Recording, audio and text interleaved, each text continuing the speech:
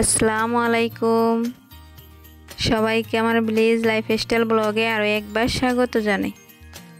কাছে এবং দূরে, দেশ এবং দেশের বাহিরে যে যেখান থেকে আমার ভিডিওটি দেখছেন, আশা করছি আল্লাহ তাআলার অসীম রহমতে সবাই অনেক অনেক ভালো আছেন, সুস্থ আছেন। আমরাও আলহামদুলিল্লাহ ভালো আছি। প্রতিদিনের মতোই সংসারে কিছু টুকটাক কাজকর্ম নিয়ে আপনাদের সাথে আছি আমি শাহিনুর। আশা করছি পুরো ভিডিওটি দেখবেন, আপনাদের ভালো লাগবে।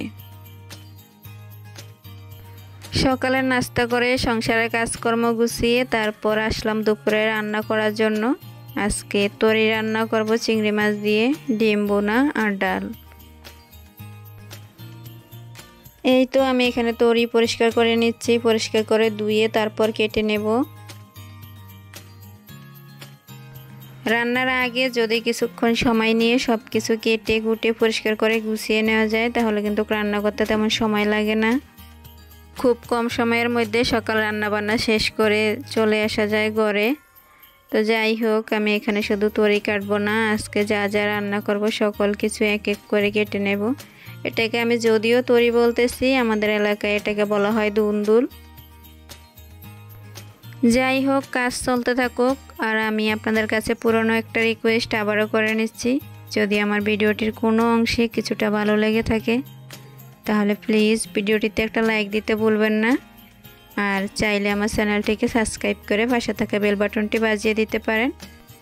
এতে করে হবে কি, আমি কোনো ভিডিও ছাড়ার সাথে সাথে আপনার কাছে নোটিফিকেশন চলে যাবে আর আপনি চাইলে সময় সুযোগ করে আমার ভিডিওটি দেখে নিতে পারবেন।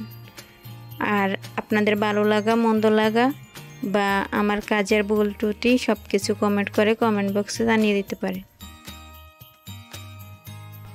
মেয়েদের প্রতিদিনের কাজগুলো একই ধরনের হয়, রান্না বান্না, খাওয়া দাওয়া, বাচ্চাদেরকে দেখাশোনা করা, সংসারে কাজকর্ম, এতেই যেন সীমাবদ্ধ। যদি কেউ চাকরি করে থাকেন তাহলে তার জীবনটা হয়তো আরেকটু বৈচিত্র্য। যখন আমি আগে স্কুলে টিচিং দিতাম তখন একটু বৈচিত্র্য লাগলেও তারপর সংসার বাচ্চাদের কথা চিন্তা করে এখন ছেড়ে দিয়েছি সব কিছু। আগে তাদেরকে মানুষ করি, তারপর দেখা যাবে আমি কি করি না করি। তবে জব প্রিপারেশন কিন্তু এখনও নিতেছি। সংসার সামলে যেটুকু সময় পাই তার থেকে কিছুটা সময় বের করে চাকরির পড়া পড়তেছি। দেখি আল্লাহ তাআলা কপালে কি লিখে রাখছেন আর কি হয়।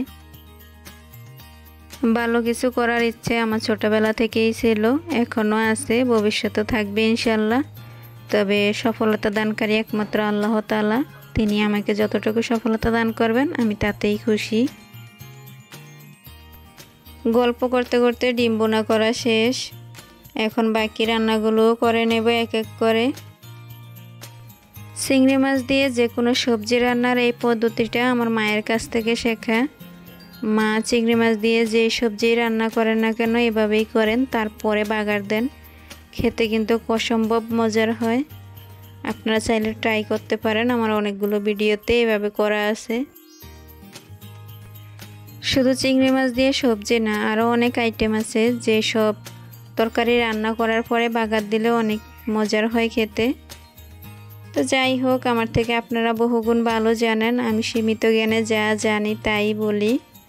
ভুল হলে অবশ্যই ক্ষমা সুন্দর দৃষ্টিতে দেখবেন। রান্না করা হয়ে গেছে, ডালও রান্না শেষ আর তরিও রান্না শেষ। এখন এই তো সব কিছু, ডাল, ডিম বোনা, চিংড়ি মাছ দিয়ে তরি রান্না, আর এখানে আছে 2 পিস মাংস। এটা ফ্রিজে ছিল আগে, আমি বের করে গরম করে নিয়েছি আমার মেয়ের জন্য এটুকু।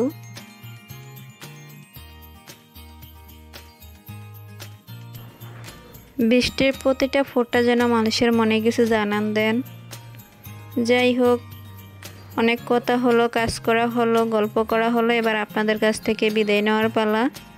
সবাই ভালো থাকবেন, সুস্থ থাকবেন, সুন্দর জীবন কাটাবেন আর আমাদের জন্য দোয়া করবেন। আল্লাহ হাফিজ। আসসালামু আলাইকুম।